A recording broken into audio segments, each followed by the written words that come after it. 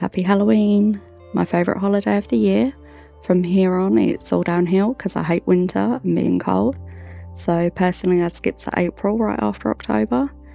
Don't come at me for being a Grinch. Today I'm building a small church with a graveyard, or a chapel with a cemetery, depending on what words you want to use. There is a difference, though I can't remember specifics off the top of my head. I'm sure technically this is a graveyard, and that's what word I'd use, but in The Sims it's a cemetery. Like Americans use sweater for most things, but to me, in the UK, if it's knitted it's a jumper, a hoodie if it has a hood, and a sweater if it's like a pullover hoodie with no hood. But let's not get into that. Or do. Feel free to argue respectfully in the comments. This can either be a cemetery or a wedding venue lot. I set it as a wedding venue. Can you host funerals on a wedding venue lot? I forget that we have funerals in the game, so I've not really used that feature much and can't remember what lots you can have them on. My inspiration for this was the little chapels in rural areas of America that you see in like horror films.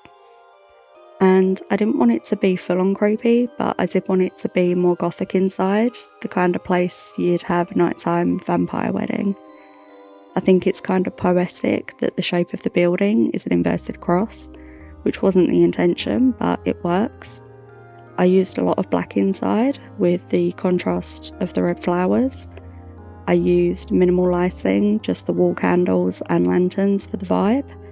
It's simple, but it's a nice place for occult or macabre sims. I dotted various gravestones around, along with a couple of the crypts, as they look cool and it gives you a woohoo spot.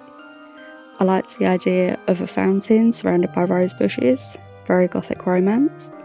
There's a small pond at the back to fill in some extra space on the lot, and I used some debug autumnal trees from Life and Death. I hope you have a great Halloween. Let me know what your plans are or what you got up to if you're seeing this in the future. This is available to download on my gallery. Leave me some love and I'll see you next time.